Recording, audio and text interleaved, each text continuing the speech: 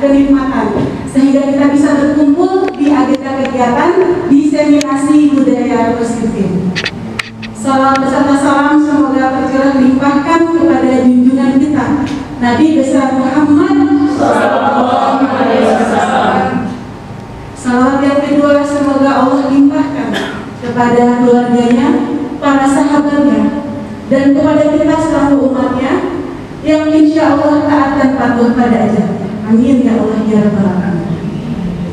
Yang saya hormati Bapak Mr. Hasan Eskom MPD yang sekarang sedang berhalangan hadir.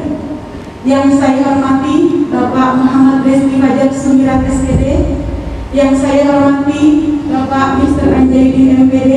Dan yang saya hormati Bapak Ibu semua yang hadir di sini, yang tidak bisa saya sebutkan namanya satu persatu, tapi tidak mengurangi rasa hormat saya. Terima kasih ya Bapak Ibu atas kehadirannya. Semangat ya Bapak Ibu ya. Udah sarapan belum? Ya, alhamdulillah kebetulan hari ini adalah hari apa? Hari Sabtu. Dan di sini kita semua juga ini seragaman ya, suasana santri. Jadi mari kita menyanyikan Maaf Santri Nasional. Kita bernyanyi bersama ya Bapak Ibu ya. Iya.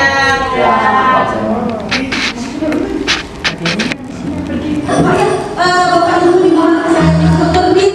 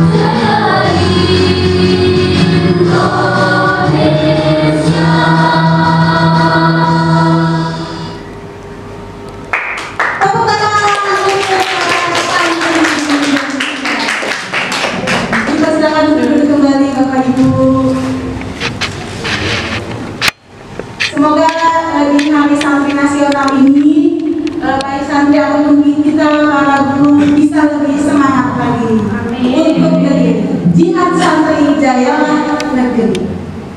Oke, baik Bapak Ibu, di sini saya mohon izin untuk menyampaikan atau memaparkan diseminasi budaya positif. Namun sebelumnya mungkin masih asing atau sudah pernah mendengar kata diseminasi, Bapak Ibu? Asing. Ya. Jadi ada sosialisasi, ada diseminasi. Kalau sosialisasi itu adalah penyebarluasan sehingga kita yang mendengarkannya melaksanakan sesuatu. Kalau diseminasi adalah penyebarluasan ide, apa yang didapatkan dipaparkan kembali kepada halayak umum, seperti itu. Salam dan bahagia. Es breaking. Iya, kita es breaking dulu ya Bapak Ibu. Iya. Es breaking itu apa? Bapak Ibu udah hafal es breaking itu apa ya? Ya. Jadi di sini kita es breaking dulu nih sebelum nanti pemaparannya sangat banyak seperti itu ya. Di sini ada pas ya dua gitu ya. Pas ya. Nah, di sini silakan lihat kanan kiri teman Bapak Ibu. Sama.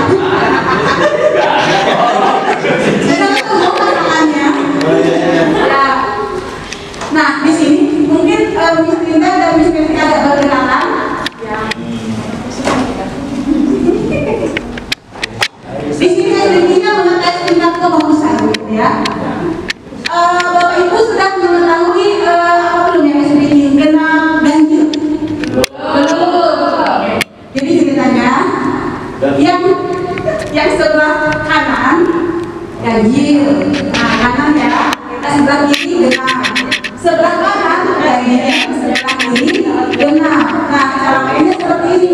Ketika saya bilang ganjil, berarti yang ganjil menangkap tangan yang genap. Tapi yang genap tangannya harus jangan sampai ke nangkap gitu. Gitu ya. Kemudian kebalikannya, kalau saya bilang genap, berarti yang genap menangkap yang ganjil menghindar. Kayak gitu ya. Oke? Oke ya.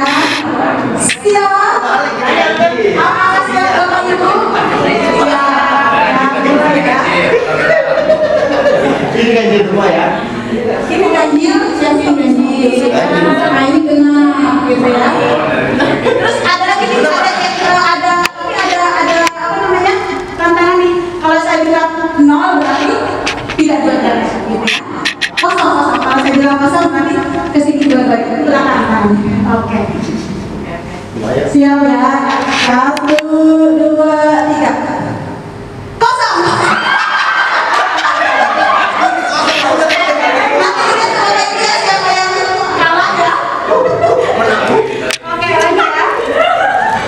Jawaban dia menjawab begini. Ganjil genap kosong, ganjil genap.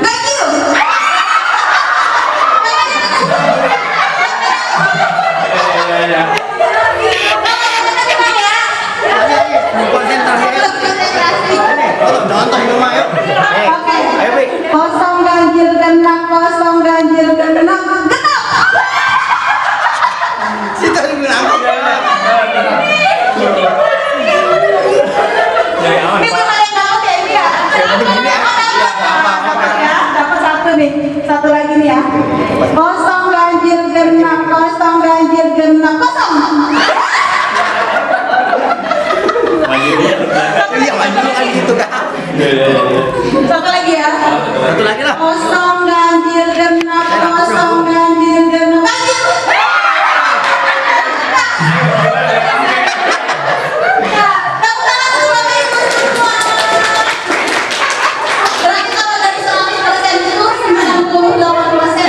Siap nih, udah bagus gitu ya.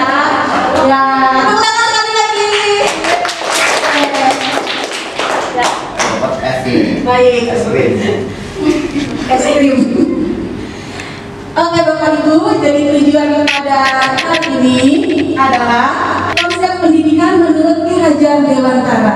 dihubungkan dengan konsep budaya dan lingkungan positif di sekolah yang berpihak pada murid. Yang kedua, mendapatkan pemahaman baru mengenai konsep disiplin positif untuk menciptakan murid dengan profil pelajar Pancasila. Yang ketiga, memahami peran sebagai guru untuk membangun budaya positif dengan menerapkan konsep disiplin positif dalam berinteraksi dengan murid. Oke, di sini budaya positif tersendiri memiliki makna perwujudan dari nilai-nilai atau keyakinan universal yang diterapkan di sekolah. Budaya positif diawali dengan perubahan paradigma tentang teori kontrol. Selama ini, barangkali kita sebagai guru merasa berkewajiban mengontrol perilaku siswa agar memiliki perilaku sesuai yang guru harapkan. Nah, di sini kita sharing session saja. Apakah Bapak Ibu setuju dengan pernyataan ini? Kalau setuju boleh angkat tangan ya. Kalau tidak setuju berarti tidak angkat tangan. Hukuman dapat mendisiplinkan anak. Di sini tidak ada benar, tidak ada salah. Ya, tidak ada benar, tidak ada salah. Oke, baik. Yang kedua, nanti diingat-ingat ya. Nanti di slide-slide berikutnya juga akan menyambung dengan slide sebelumnya. Yang kedua, pemberian hukuman dengan hal positif seperti membantu anak. Ini bisa pro bisa kontra. Yang setuju angkat tangan, yang tidak setuju tidak angkat tangan. Oke, baik. Yang ketiga, memberi penghargaan dapat meningkatkan motivasi belajar anak. Tidak ada yang salah, tidak ada yang benar. Di sini pendapat masing-masing Bapak Ibu ya. Oke, baik. Terima kasih atas jawaban pendapatnya. Ya, di sini topik yang akan kita bahas dalam diseminasi budaya positif kali ini ada 6. Yang pertama, disiplin positif dan nilai-nilai kebajikan universal. Yang kedua, teori motivasi, hukuman dan penghargaan, dan restitusi. Yang ketiga, keyakinan kelas. Yang keempat, kebutuhan dasar manusia dan dunia berkualitas. Yang kelima, restitusi 5 posisi kontrol. Yang keenam, restitusi segitiga restitusi. Di sini Bapak Ibu ada yang sudah mendengar kata-kata ini sebelumnya atau masih asing? Asing. Kita akan memahami di slide berikutnya. Konsep 1 atau topik ke-1 yaitu disiplin positif dan nilai-nilai kebajikan universal. Nah, di sini ini lagi, tapi sudah menyambung kepada inti dari pembahasan kita pada hari ini. Kegiatan kepalang tangan di sini akan mengasah perubahan paradigma. Baik, Bapak Ibu, semangat ya. Di sini ada kertas dan pulpen.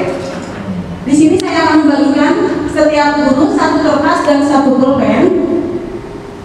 Nanti Bapak Ibu, pasangan tadi ya, pasangan tadi, tuliskan benda atau sesuatu yang sangat berharga untuk Bapak Ibu.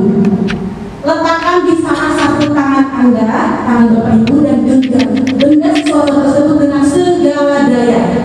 Buanglah sebuah kepala. Jadi itu tidak boleh sampai ketangkap sama temannya, harus dipertahankan. Nah, teman Bapak Ibu yang B, pasangannya akan mencoba dengan sekuat tenaga, dengan berbagai cara untuk meminta Bapak Ibu memberikan benda tersebut. Nah, sesuai bujukannya nih, bujukannya mau atau tidak nih, bisa atau tidak nih, gitu ya. B, bisa membujuk, mengancam, menghati, tapi jangan mancung-mancungan ya, jangan merayu. Nah ini tadi yang misalnya merayu, menyuap, apa saja agar dapat membuka kepalan tangan pasangannya. Nah, nanti apa yang terjadi gitu ya? Di sini saya akan bagikan kertas dan pulpen.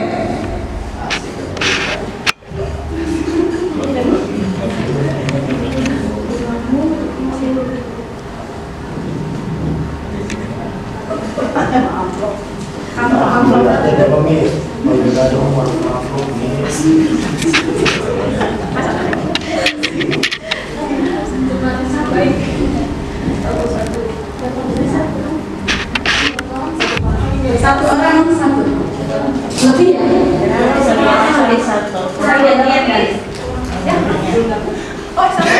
gitu.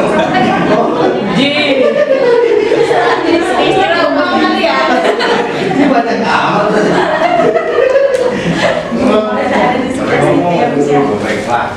Ini benda namanya tulis. Benda apa saja yang berharga yang ada di tubuh kita atau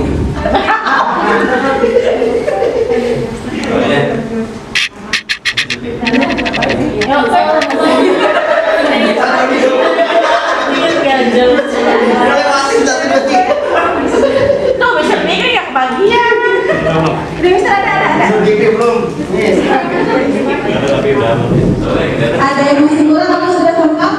Menurutnya? Oke, dalam hitungan ketiga silahkan ditulis benda atau sesuatu apapun yang berharga. 1, 2, 3, silakan. nggak digambarkan tuh? Tulis saja. Gak boleh ngintip ya pasangannya ya. Sudah?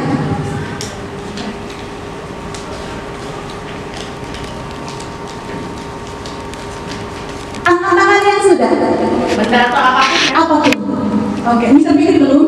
Terus oke, baik. Ya.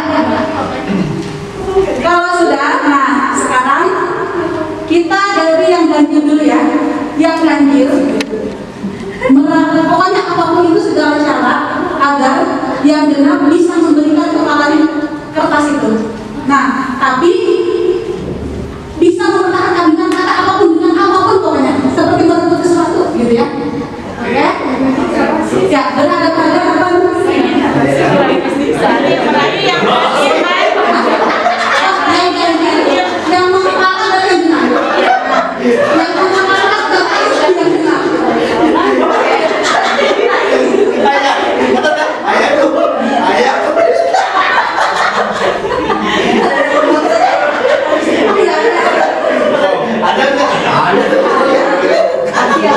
Oke, baik. Ya, ketika saya angkat tiga, mulai ya. 1, 2, 3, silakan. Apapun caranya.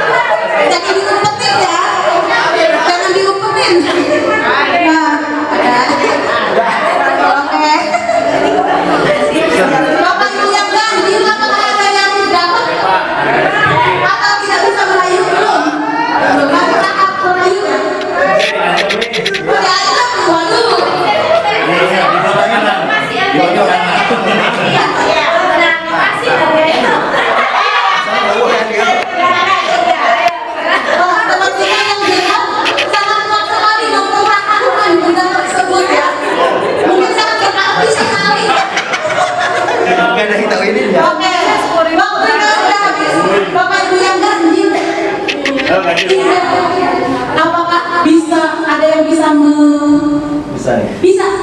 Sendiri. Oh, berarti tidak ada yang bisa ya. Oke, sekarang kita gantian. Oke, Bapak yang benar, silakan. Lihat, merayu dengan cara apapun ya. 1, 2, 3, silakan.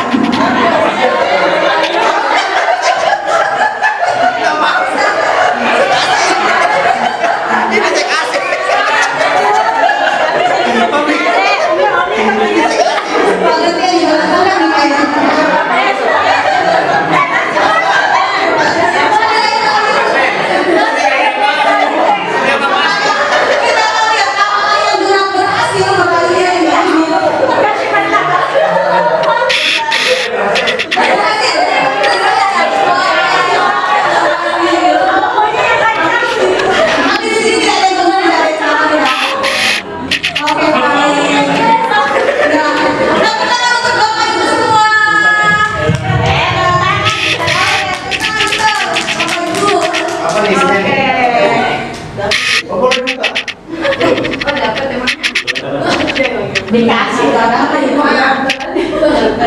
Diri sendiri. Diri sendiri. Benar, diri sendiri. Oke, baik. Apa sih maksudnya dari kegiatan kepalang tangan ini? Oke. Perubahan paradigma. Perubahan paradigma teori kontrol atau ilusi kontrol. Yang pertama, ilusi guru mengontrol murid. Yang kedua, ilusi bahwa kritik dan membuat orang merasa bersalah dapat menguatkan karakter.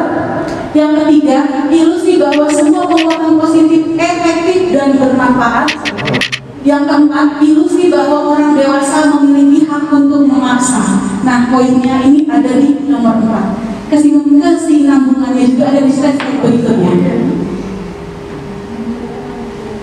Nah, di sini perubahan paradigma stimulus respon teori kontrol.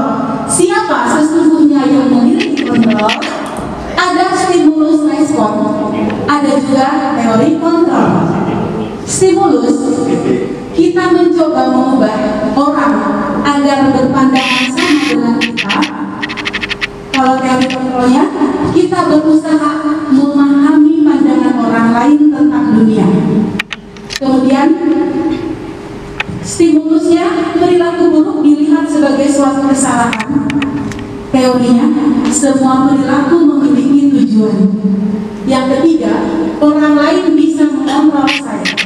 Namun teori, hanya Anda yang bisa mengontrol diri Anda.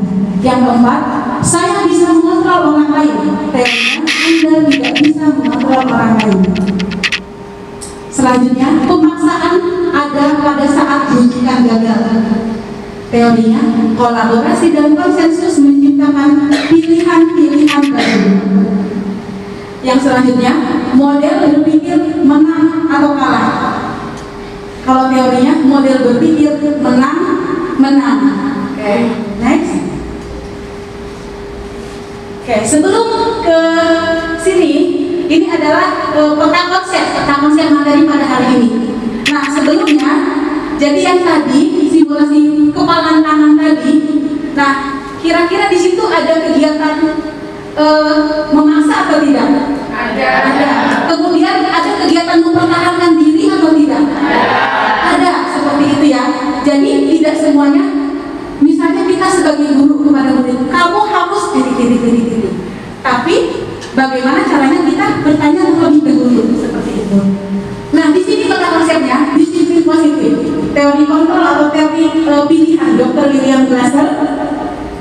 Ada makna disiplin, belajar kontrol diri dengan menggali potensi kita agar mencapai tujuan mulia, yaitu sesuatu menjadi seseorang yang kita inginkan berdasarkan nilai-nilai yang kita hargai.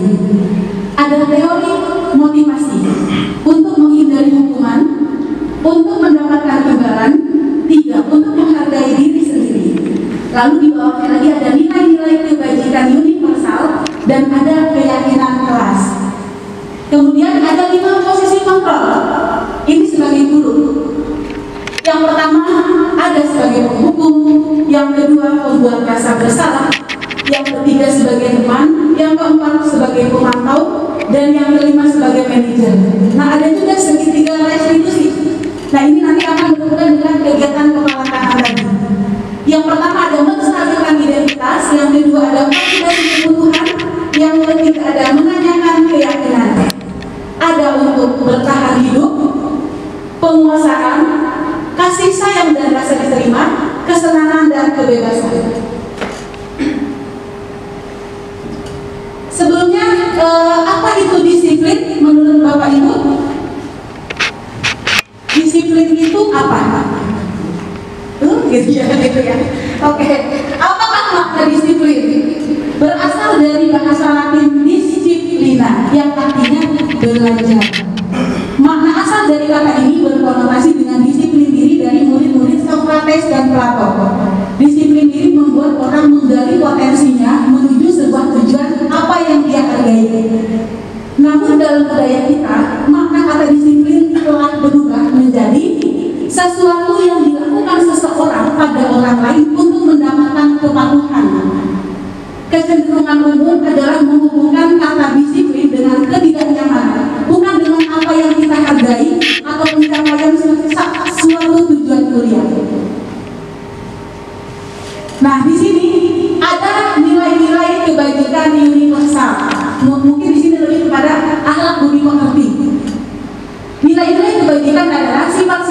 positif manusia yang merupakan tujuan mulia yang ingin dicapai setiap individu. Nilai-nilai tersebut bersifat universal dan lintas bahasa, suku bangsa, agama maupun latar belakang. Setiap perilaku atau perbuatan memiliki suatu tujuan.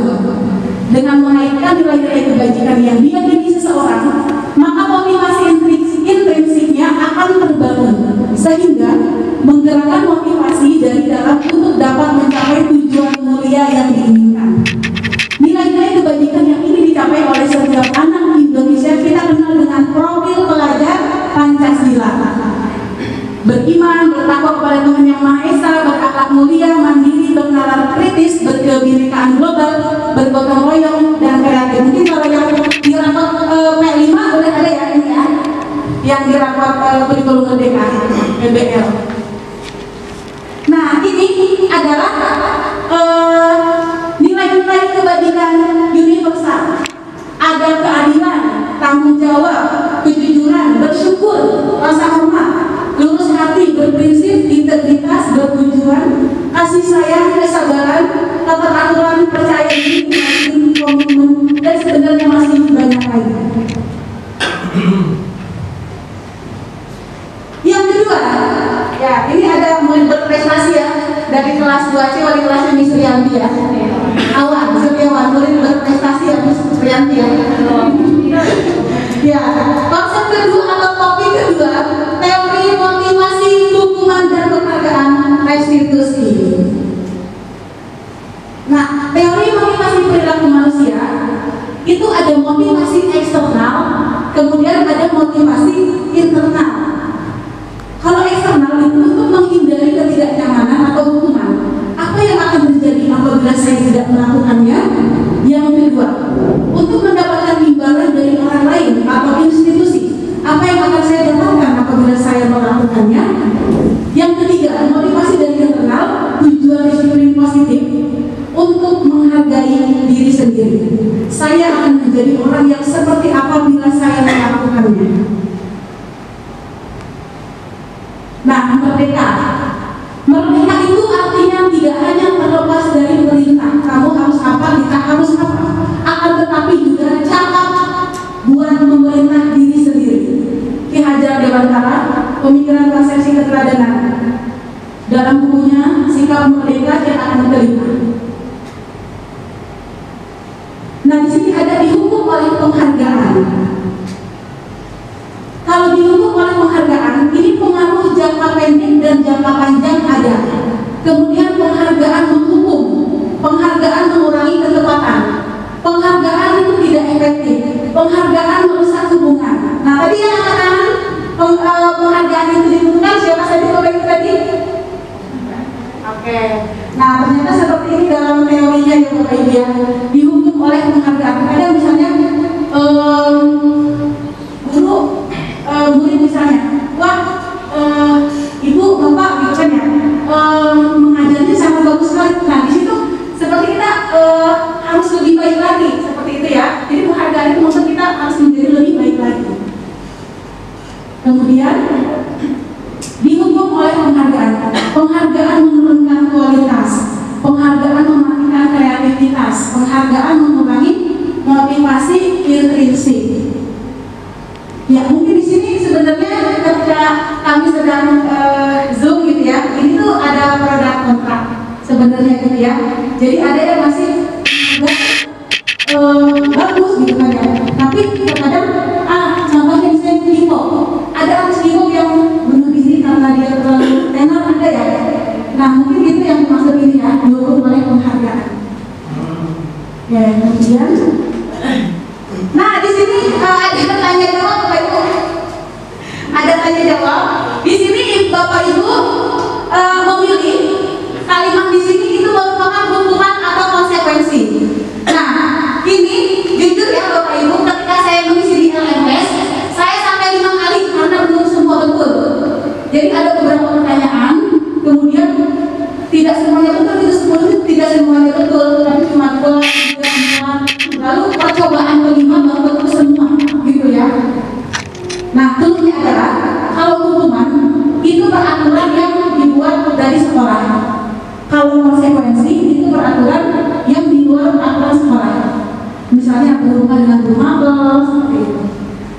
pertama, mencatat 100 kali di dalam buku kalimat, saya tidak akan terlambat lagi karena terlambat ke sekolah.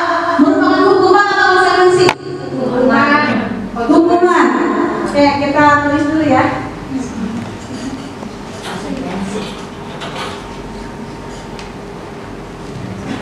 Hukuman ya, kita kasih tanda di sini. Hukuman. Yang kedua, lari mengelilingi lapangan basket 2 kali karena terlambat hadir di sekolah. Hukuman atau konsekuensi? Hukuman. Yang ketiga, murid diminta untuk push up 15 kali karena tidak menggunakan masker di sekolah. Konsekuensi. Hukuman atau konsekuensi? Konsekuensi. Masih Ya. Memang saat saya mengisi sudah ini hampir tutup ya. Iya. 4. Menggantikan kertas tugas teman yang telah dicoret-coret. Konsekuensi. Membersihkan tumpahan air di meja tulis karena tersenggol pada saat belajar. Konsekuensi. Murid disuruh untuk tidak mengenakan sepatu seperti di sekolah karena tidak mengenakan sepatu hitam. Tuhan. Kemudian lari mengelilingi lapangan basket 2 kali karena terlambat 10 menit untuk pelajaran PJOK Bisa Fikri. Konsekuensi. Ya. Oke, kita lihat next. Nilainya berapa? Hukuman. Nah, ini. Oke. Kita salah satu. Terus konsekuensi. Hukuman konsekuensi. Ternyata hanya salah satu tentang Bapak Ibu. Maka saya akan 5 kali pada Bapak Ibu ini yang ini memahaminya. Keren ya Bapak Ibu ya. Keren nih Bapak Ibu nih. Ya dong. Ya. Nah, di sini ada perbedaan hukuman dan konsekuensi. Kalau hukuman, sesuatu yang menyakitkan harus terjadi. Konsekuensi, sesuatu harus terjadi. Hukuman membuat anak sakit fisik maupun hati untuk jangka waktu lama. Kalau konsekuensi membuat anak merasa tidak nyaman dalam jangka waktu pendek. Hukuman anak membenci kedisiplinan. Konsekuensi anak menghargai disiplin. Hukuman paksaan. Konsekuensi stimulus tanggapan. Hukuman mendorong anak menyakiti diri sendiri. Konsekuensi mendorong anak agar mudah menyesuaikan diri. Hukuman konsep diri yang buruk. Konsekuensi konsep diri yang baik. Hukuman anak belajar untuk menyembunyikan kesalahan. Konsekuensi anak belajar untuk mematuhi peraturan. Hukuman marah, rasa bersalah, dipermalukan, merasa tidak dihargai. Konsekuensi kehilangan hak, dibuat tidak nyaman, diasingkan untuk sementara. Seperti itu. Nah ini pesan Pak Fitri ya, pas sebelum ke materi ini kita dengan para CDP tuliskan sesuatu Bapak Ibu pernah dihukum atau tidak dan sampai teringat sampai sekarang. Nah mungkin Bapak Ibu juga ada ya yang ketika kita masih sekolah terus dihukum. Oh nggak pernah, kalau disiplin sekali sering ya, sering ya. Nah berarti masih membuat anak sakit fisik mau hati jangka waktu yang lama ya misalnya ya. Iya. Oke, next. Nah di sini juga ada identitas sukses disiplin. Ada hukuman, ada konsekuensi, ada restitusi. Yang tadi kan urutannya tadi ada hukuman dan konsekuensi sudah kita pelajari tadi di slide berikutnya. Nah ada lagi yang ternyata tindakan kita yang positif. Kalau hukuman itu dalam teorinya itu negatif, dalam teori ya terlepas dari pro dan kontra. Konsekuensi itu netral dan restitusi itu positif. Nah, Bapak Ibu ada pernah mendengar kata restitusi? Ya? Saja. Baik, restitusi itu merupakan pilihan, kemudian menguatkan untuk murid atau anak dalam jangka waktu panjang, menguatkan bahasanya ya. Kemudian korban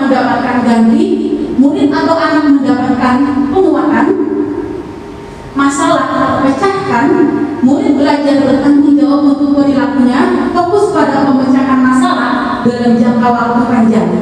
Kemudian ada kata-kata pemantik dari kita sebagai guru, apa yang kamu yakini, apa yang bisa kamu lakukan untuk memperbaiki masalah ini. Nah, kemudian murid atau anak menghormati dirinya dan orang lain. Jadi tidak hanya menghormati dirinya tanpa menghormati orang lain. Next. Nah, apa itu restitusi? Restitusi adalah proses menciptakan kondisi bagi murid untuk memperbaiki kesalahan mereka, sehingga mereka bisa kembali pada kelompok mereka dengan karakter yang lebih kuat, bukan dengan karakter yang malu dan tidak ingin bergabung dengan kelompok di kelasnya. Restitusi juga merupakan proses kolaboratif yang mengajarkan murid untuk mencari solusi bagi masalah mereka dan membantu murid berpikir tentang orang seperti apa yang mereka inginkan. Ini adalah berdasarkan kenyataan, gitu. Jadi syuting, tapi berdasarkan kenyataan. Nah, di sini ada kasus satu, memakai headset saat kegiatan pembelajaran sejarah di kelas. Ya, Miss Tina ya. Ya betul. Jadi kebetulan waktu itu saya mau ada tugas.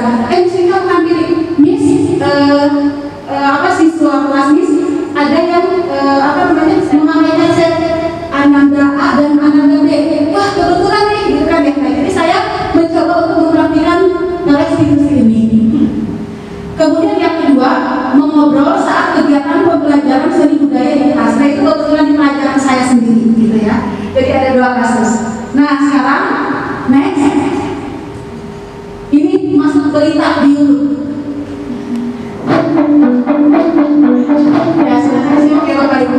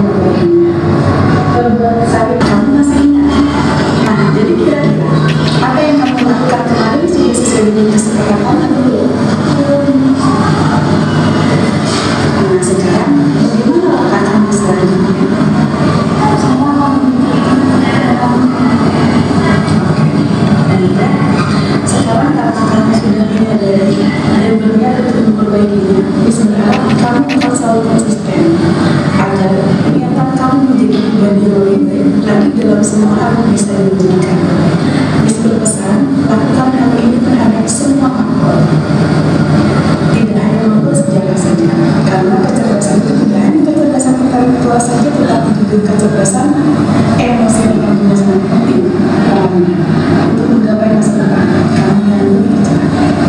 Baiklah, bisa saya sudah cukup, silakan kamu kembali.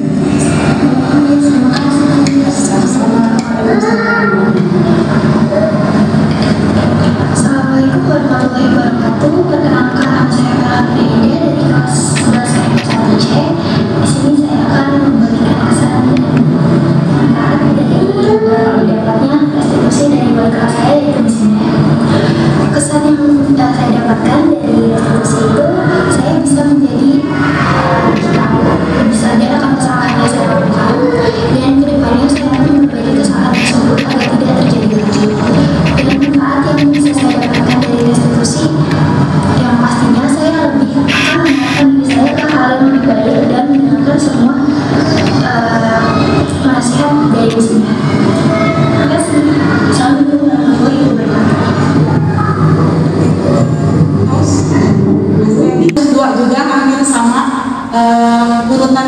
gitu ya. Nah, tadi bagaimana Bapak Ibu tentang video tadi? Di situ ada beberapa urutan segitiga restitusi. Ada yang masih ingat tidak, Bapak Ibu? Yang pertama, menstabilkan identitas, identitas ya. Jadi ketika kita menghadapi atau memanggil siswa yang masalah, itu tidak langsung ditanya, kamu kenapa melakukan gitu ya, tapi distabilkan dulu. Siapa tahu dia memang sudah ada masalah internal ataupun eksternal. Nah, kemudian yang kedua tadi ada memvalidasi tindakan yang salah. Kemudian yang ketiga, ya, keyakinan seperti itu ya. Jadi dikuatkan agar ketika nanti dia kembali ke kelas, dia bisa kembali ke kelompoknya kembali. Nah, di sini ada 9 ciri restitusi. Nah, yang pertama, bukan untuk menebus kesalahan, namun untuk belajar dari kesalahan. Yang kedua, memperbaiki hubungan. Yang ketiga, tawaran bukan paksaan. Yang keempat, restitusi menuntut untuk melihat ke dalam diri. Yang kelima, restitusi mencari kebutuhan dasar yang mendasari tindakan. Yang keenam, restitusi diri adalah cara yang paling baik.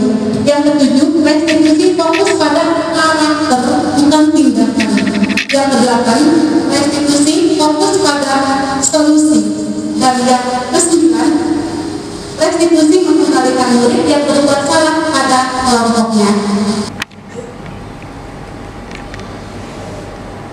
Konsep ketiga atau topik ketiga yaitu keyakinan kelas. Nah, kan tadi ketika saya menanyakan apakah kamu ingat atau tidak keyakinan kelas atau kesepakatan kelas yang sudah kita buat, gitu ya. Jadi ketika kita menanyakan ke murid, kita ada kekuatan seperti itu. Nah, di sini next. Nah, di sini ada contoh praktik kesepakatan kelas saya sebagai guru seni budaya di dalam kelas. Mari kita simak ya Bapak Ibu. Assalamualaikum warahmatullahi wabarakatuh. Waalaikumsalam warahmatullahi wabarakatuh. Apa kabar semuanya? Alhamdulillah. Sudah sarapan? Sudah. Oke, pada kali ini kita akan membuat kesepakatan kelas. Oke, di sini siapa yang ingin menyampaikan apa itu kesepakatan kelas? Anak-anak? Oke, silakan dia. Jadi yang saya ketahui kesepakatan itu adalah kesepakatan yang dilakukan oleh siswa. Jadi setuju oleh siswa. Oke.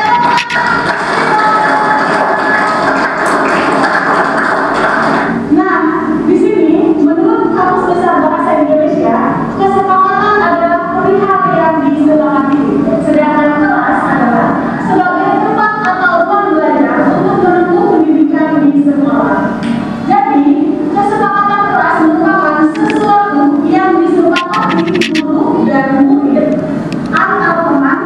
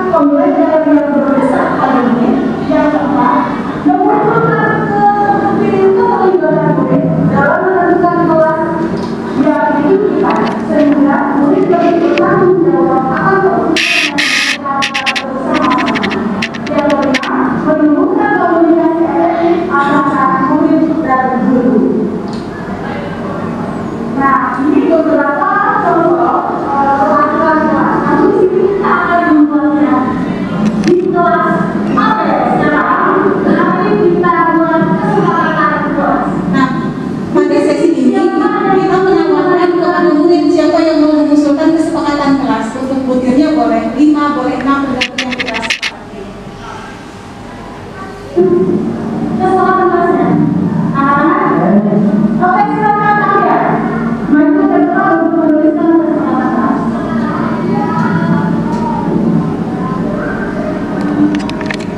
Siswa yang mengusulkan di sini menulis masing-masing usulannya di papan tulis.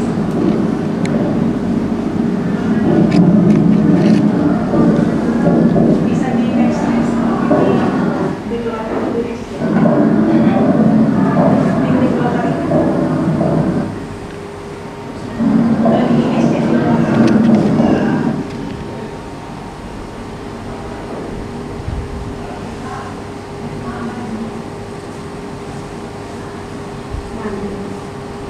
Nah, di sini setiap siswa maju ke depan menuliskan.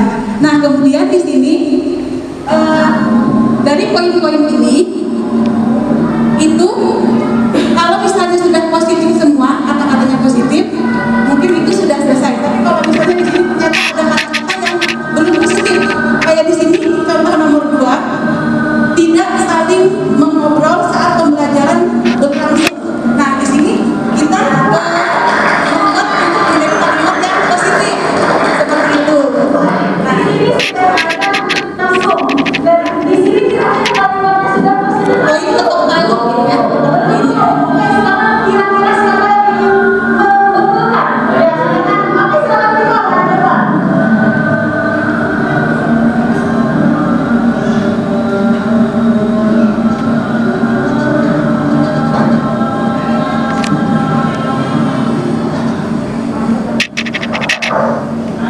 Kata-kata positifnya seperti apa yang dibuat oleh salah satu siswa ini?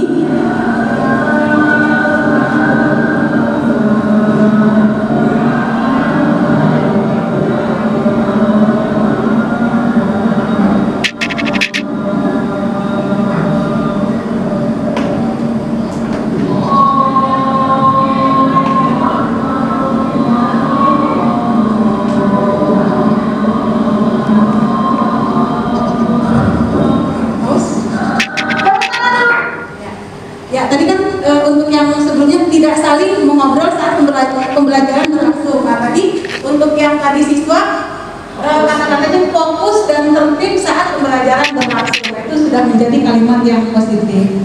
Ya, next slide.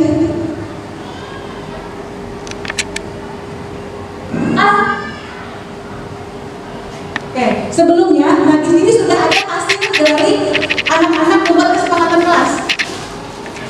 Nah, di sini, jadi pada saat itu langsung dibuat melalui Canva, dibuat per 4 kelompok. Nah, nanti satu kelompoknya itu ada satu yang diambil yang menurut saya paling pas gitu ya. Nah, bisa dilihat Bapak Ibu. Jadi ini hasil kesepakatan kelas yang sudah dibuat secara bersama-sama.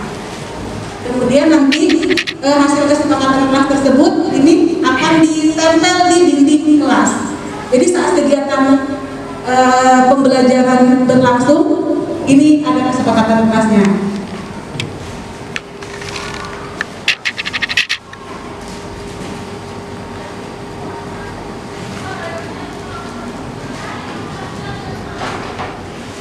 Baik, next.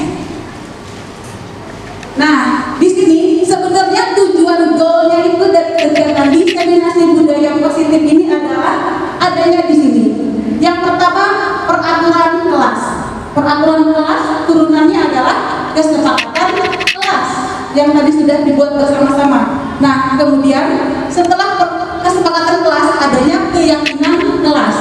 Jadi ada perbedaan antara kesepakatan kelas dan keyakinan kelas. Kalau kesepakatan kelas tertulis. Kalau keyakinan kelas, misalnya dalam poin 1 tadi ada datang tepat waktu 15 menit sebelum kegiatan belajar berlangsung. Nah, di sini keyakinan kelasnya adalah rajin misalnya ya, atau berkomitmen seperti itu. Jadi tersuratnya datang tepat waktu, kemudian tersiratnya adalah komitmen seperti itu ya. Kemudian yang kedua, fokus dan tertib saat pembelajaran berlangsung. Itu tersuratnya. Keyakinan kelasnya tersiratnya bisa jadi ini adalah disiplin, ya bisa disiplin. Kemudian yang ketiga, saling menghargai dan menghormati. Keyakinan kelasnya rasa hormat gitu ya, rasa hormat. Kemudian yang keempat, mengumpulkan tugas tepat waktu. Nah, lalu disiplin, tanggung jawab, seperti itu. Yang kelima, aktif dalam berdiskusi dan presentasi. Aktif ya, betul. Kemudian yang keenam, siap menerima konsekuensi apabila melanggar. Tanggung jawab, komitmen, seperti itu. Nah, jadi ketika peraturan kelas, kesepakatan kelas dan keyakinan kelas sudah terbentuk, sudah diterapkan, nah kemudian adanya lingkungan yang positif. Lingkungan yang positif. Kemudian dari lingkungan yang positif ini akan terjadi budaya yang positif. Jadi kita win-win gitu ya, menang-menang. Oke, next. Nah ini. Tadi kan kita sudah mencoba untuk membedakan antara kesepakatan kelas dan keyakinan kelas. Di sini ada contoh di sebelah kiri dan sebelah kanan. Nah, kira-kira yang mana yang merupakan keyakinan kelas?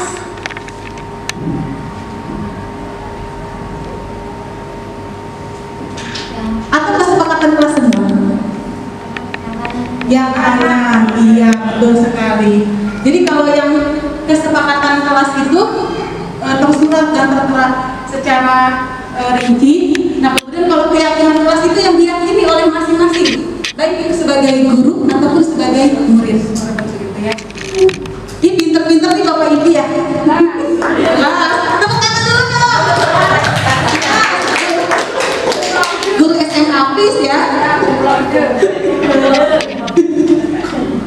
Next. Nah, di sini ada kegiatan pendalaman keyakinan kelas. Sama seperti yang tadi konsepnya, ada hormat, bekerja, diterima dan dimiliki, kemudian terdengar, terlihat, berperilaku, rasa hormat, bekerja, diterima dan dimiliki. Ya, ini sebenarnya bagian dari tersurat dan tersirat, gitu ya. Next. Nah, di sini misalnya untuk hormat tampak seperti datang tepat waktu. Nah, kalau tidak tampaknya sering hadir terlambat. Kemudian menyapa teman dan guru setiap hari. Tidak tampaknya seperti tak acuh kepada teman dan guru. Tampak seperti mengembalikan barang teman yang telah dipinjam dan mengucapkan terima kasih. Tidak tampaknya seperti tidak mengembalikan barang yang telah dipinjam dan meletakkan sembarangan. Oke, next. Nah, di sini ada nilai-nilai kebajikan di dalam keyakinan kelas. Nah, misalnya ada peraturan selalu kembalikan buku ke tempatnya. Keyakinan kelasnya yang ada adalah tanggung jawab. Kemudian dilarang mengganggu orang lain. Keyakinan kelasnya menghormati orang lain. Hadir di sekolah 15 menit sebelum pembelajaran dimulai. Keyakinan kelasnya menghormati orang lain, berkomitmen. Peraturannya dilarang melakukan kekerasan. Keyakinan kelasnya keselamatan, menghormati orang lain. Peraturannya dilarang menggunakan narkoba. Berarti keyakinan kelasnya kesehatan. Bergantian atau menunggu giliran. Keyakinan kelasnya menghormati orang lain dan bersabar. Peraturan gunakan masker. Keyakinan kelasnya kesehatan dan keselamatan. Peraturannya jangan berlari di kelas atau koridor. Keyakinan kelasnya keselamatan, keamanan. Oke, konsep keempat, kebutuhan dasar manusia dan dunia berkualitas. Sebelumnya mau bertanya dulu, misalnya sebelah kanan. Kalau siswa kan belajar. Tapi di sini Anda siapa? Ya, wali kelasnya Miss Henry ya, yang tadi dapat juara storytelling ya. Ya, tepuk tangan untuk siapa dan wali kelasnya. Oke. Nah, di sini ini memiliki apa? Untuk di kelas memiliki apa ya? Terkait dengan kebutuhan dasar manusia. Rasa apa sih kalau ingin mengekspresikan sesuatu itu? Kesenangan. Betul ya, kesenangan. Karena itu dia senang gitu kan ya. Kesenangan. Lalu yang sebelah sini ada Miss Ika, Miss Hamidah ya, bukan? Miss Hamidah, Miss MSD, Miss Yanti dan Miss Nova. Nanti untuk tokoh yang lainnya ada di slide berikutnya ya.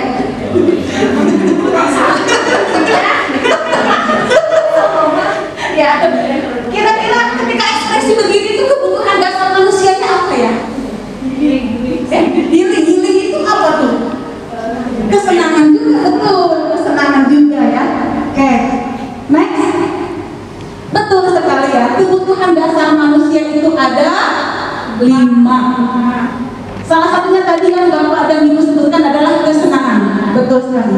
Yang kedua, kasih sayang dan rasa diterima. Yang ketiga, bertahan hidup. Yang keempat, penguasaan. Dan yang kelima, kebebasan.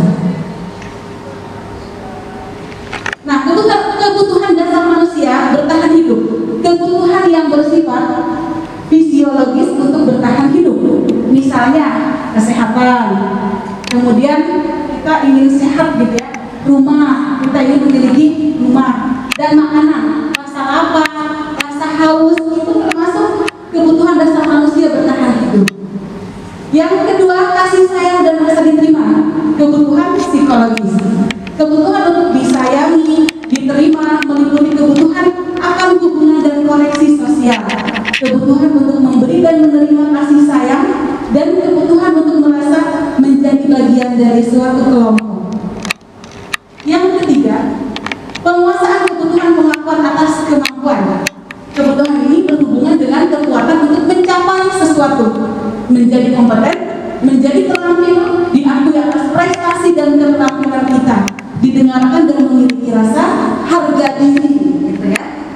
Next, ya itu siapa? Oh, ini siapa muridnya Mistika itu ya. Ya, ini ilustrasi dari kebutuhan apa yang tadi juga? Bertahan hidup atau apa tadi? Atau yang mana? Bertahan hidup atau fisiologis atau psikologis? Mana? Fisiologis atau psikologis? Fisiologis, betul sekali. Jadi misalnya kok Denis lapar, yang makan, nah itu berarti penuhi kebutuhan dasarnya, gitu ya. Nah, lalu kebebasan, kebutuhan akan pilihan. Kebutuhan untuk bebas adalah kebutuhan akan kemandirian, otonomi, memiliki pilihan dan mampu mengendalikan arah hidup seseorang. Mereka perlu banyak bergerak, suka mencoba, tidak terlalu terpengaruh orang lain, dan senang mencoba hal baru dan menarik. Yang kelima, kesenangan. Kebutuhan untuk mencari kesenangan, bermain, dan tertawa. Bayangkan hidup tanpa kenikmatan apapun, betapa menyedihkan. Glasson menghubungkan kebutuhan akan kesenangan dengan belajar. Semua hewan dengan tingkat intelijensi tinggi, ada anjing, lumba-lumba, primata, dan lain-lain, bermain. Saat mereka bermain, mereka mempelajari keterampilan hidup yang penting. Manusia juga sama, tidak berbeda. Nah, yang kelima, topik kelima adalah posisi kontrol ya. Ya, yang kelima ini tokoh bis ya. Nah, ada 5 posisi kontrol gitu ya. Ingat ya, nanti pas di slide berikutnya nanti ada teorinya, nanti ilustrasinya yang mana ya. Nah, di sini ada siapa? Miss Fenty, Miss Linda ya. Saya terus Miss Sika, Miss Sipa, Miss Asih, Miss Adi, Miss Adi. Terus ini siapa? Miss Andi. Kemudian ada Miss Ese. Lalu ada Miss Eri. Oke, next. Nah, di sini ada 5 posisi kontrol kita sebagai guru. Yang pertama, penghukum. Kayaknya tadi di slide ketiga tadi ada atau tidak? Tidak ada kayaknya ya. Ada nggak? Tidak. Yang kedua, pembuat orang merasa bersalah. Wah. Yang ketiga, teman. Bestie gitu ya, bestie gitu ya. Pemantau. Yang keempat, pemantau. Dan yang kelima, manajer. Sebelum dijelaskan, kayaknya tadi ilustrasi tadi yang cocok yang mana tuh? Kalau yang sebelah sana, yang sensi sama misteri seperti apa tuh?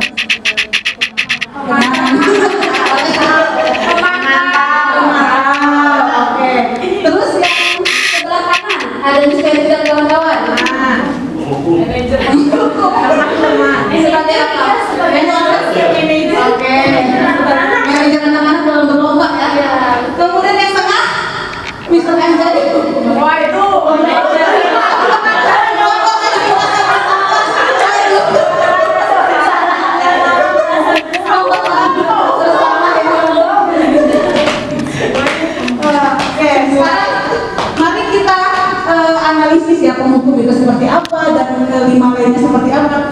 Nah, di sini guru berbuat, menghardik, menunjuk-nunjuk, menyakiti, menyindir. Nah, itu termasuk ke penghukum. Terus pembuat orang bersalah, guru berbuat, berceramah dan mengatakan yang seharusnya. Kemudian Mister kecewa, Miss kecewa, gitu ya. Nah, itu pembuat orang merasa bersalah. Yang ketiga teman, membuatkan alasan-alasan untuk muridnya. Ya, kemudian memantau, menghitung dan mengukur. Nah, yang manajer mengajukan pertanyaan-pertanyaan. Kemudian guru berkata lagi kalau penghukum, kalau kamu tidak melakukannya, awas ya, rasakan. Nah, gitu ya. Serem nggak ya? Serem nggak? Serem ya, serem ya. Kemudian kalau pembuat orang merasa bersalah, kamu seharusnya, kamu sudah tahu, Mister, Miss lelah sekali mengatakannya. Mister, Miss, Miss. Ya kan ya, kayaknya nggak ada ya di sini ya. Sepertinya nggak ada ya. Ya. Aman. Kemudian teman, ayolah lakukan demi Mister, demi Miss. Masa kamu tidak mau? Ingat tidak? Mister, Miss, Sensei pernah kan? Kemudian memantau, menyesuaikan diri bila diawasi. Manajer menguatkan pribadi. Ini lebih ke dewasa gitu ya. Ya. Kemudian hasilnya siswa memberontak, menyalahkan orang lain, berbohong. Kemudian kalau pembuat orang bersalah, menyembunyikan, menyangkal, berbohong. Efeknya. Kemudian kalau teman, ketergantungan. Pemantau menyesuaikan diri bila diawasi. Kemudian manajer menguatkan pribadi. Ke bawah kaitan dengan dunia berkualitas, berarti secara lebih luas. Penghukum, murid meletakkan guru di luar dunia berkualitas. Pembuat orang merasa bersalah, murid meletakkan guru di dalam dunia berkualitas.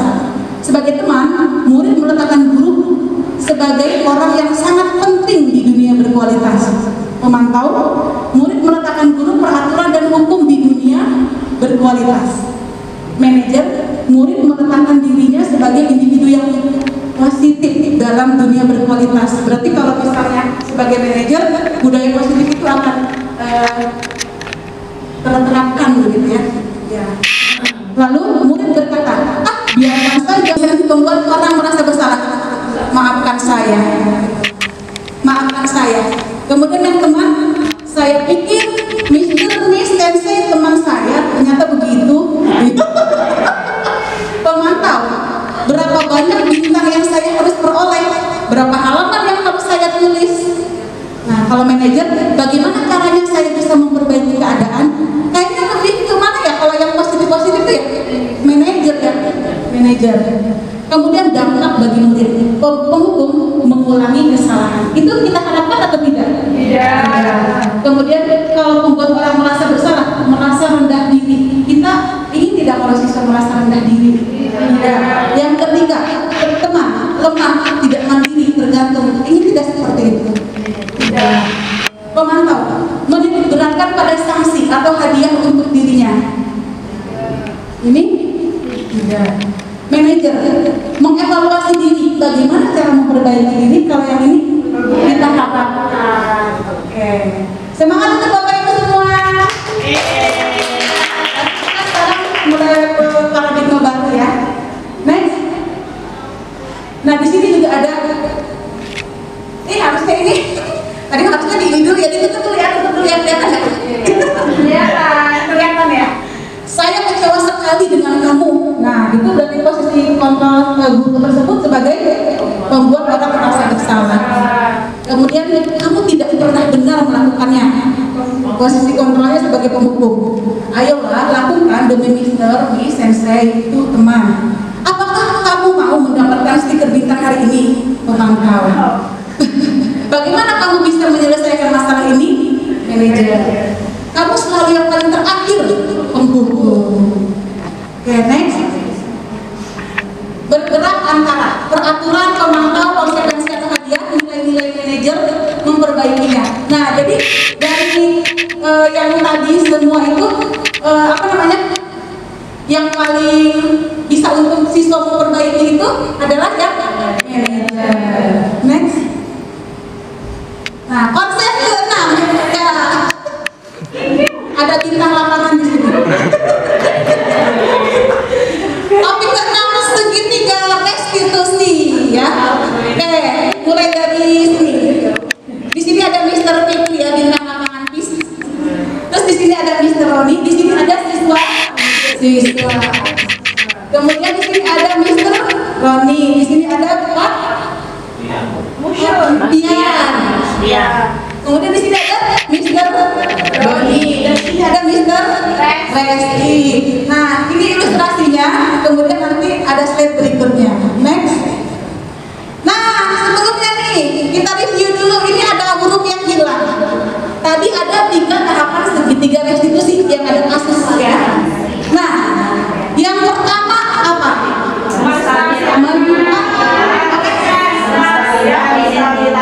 Stabilitas identitas. Oke.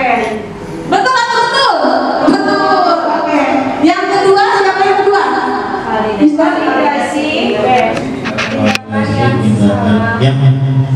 Salah. Oke, betul. Yang ketiga boleh semuanya? Menanyakan keyakinan. Pinter-pinter bener ya ini. Tangan dulu ya. Mantap ya. Tiga tahapan segitiga restitusi. Next.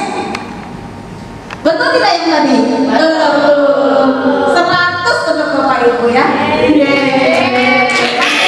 Semuanya dulu. Next. Nah, di sini ya segitiga restitusi ini teorinya. Jadi yang pertama itu ada menstabilkan identitas, validasi tindakan yang salah atau kebutuhan, lalu menanyakan keyakinan. Next. Menstabilkan identitas. Ini tadi enggak ya? Ini salah satu contoh saja, tapi tadi sudah ada videonya. Next. Ini juga sudah ada videonya tadi. Ini juga sama ya. Nah, di sini. Ini yang sebenarnya ketika kita menanyakan keyakinan itu ada beberapa kata yang bisa kita buat bermacam-macam ya, tergantung permasalahannya. Apakah kamu ingin berbuat lebih baik? Nah, itu kan kalau mana itu begitu ya, kayak gitu. Apakah saat ini kamu sedang menjadi orang yang sedang kamu inginkan? Nah, apakah kamu bisa mengubah kegiatan atau perilaku kamu saat ini menjadi sikap yang lebih baik? Nah, di bawah-bawahnya juga sama. Jadi kata-kata yang tidak menurunkan semangat gitu ya, tapi menanyakan. Next. Refleksi. Ternyata kita sudah mau di penghujung kegiatan Bapak Ibu.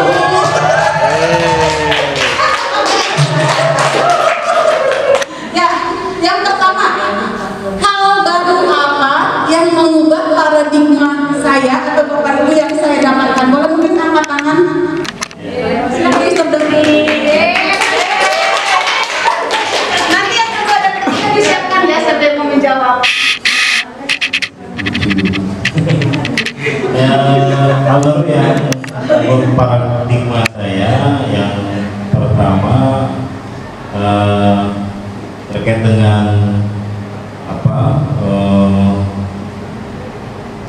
positif budaya positif itu lebih mengedepankan tadi nilai-nilai kebaikan universal.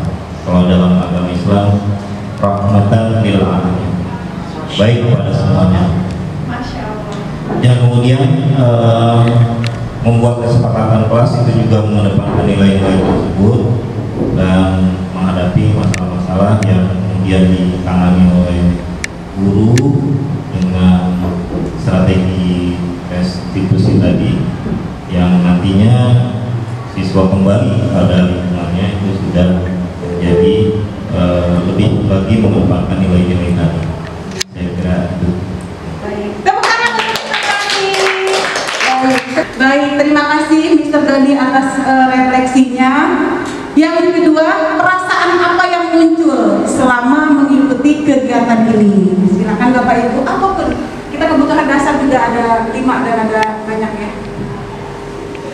Silakan Bapak Ibu. Baik, silakan Sensei. Saya akan menjawab untuk pertanyaan kedua dari refleksi kali ini. Yaitu perasaan apa yang muncul setelah mengikuti kegiatan ini. Tentunya semuanya Bapak Ibu yang mengikuti kegiatan ini rasa senang dengan keikutsertaannya dalam kegiatan yang Miss Indah laksanakan ini.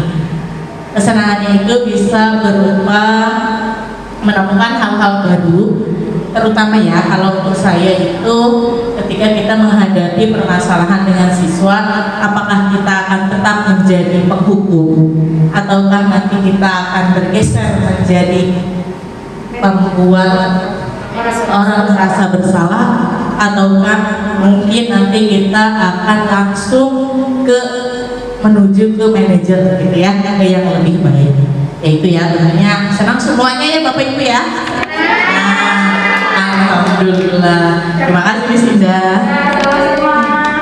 Terima kasih Sensei. Kemudian yang ketiga, saya akan menjadi guru yang seperti apakah setelah mengikuti kegiatan ini? Ya, silakan Bapak Ibu.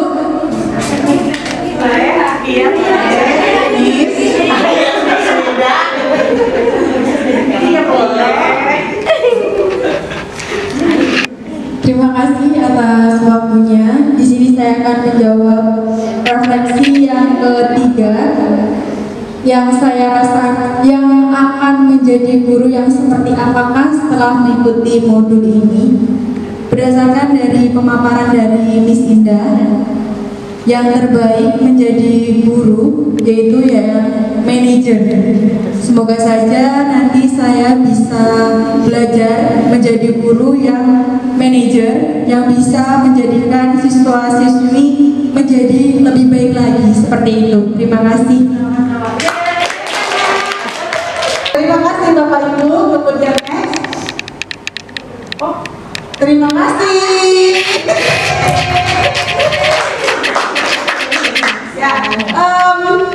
Ya, sebelumnya apakah ada yang ingin ditanyakan atau sudah cukup jelas atau mari kita bersama-sama untuk menjadi lebih baik lagi bersama-sama ya Allah kita akan menjadi lebih baik lagi. Jadi tidak ada pertanyaan? Tidak. Semangat untuk kita semua. Semoga kita bisa menciptakan budaya positif di sekolah. SMKS terus bermata insani Islamic School. Jaya, jaya, jaya. Baik. Alhamdulillah akhirnya kita berada di penghujung kegiatan diseminasi budaya positif. Saya ucapkan terima kasih kepada Bapak dan Ibu, Mr. Miss Sensei yang sudah berkenan hadir di kegiatan ini. Semoga mendapatkan keberkahan, kesehatan, dan kelancaran dalam segala hal. Amin. Ya, dan mohon maaf juga apabila terdapat kata-kata yang salah atau pemaparan yang kurang dimengerti. Baik, terima kasih. Saya tutup. Wassalamualaikum.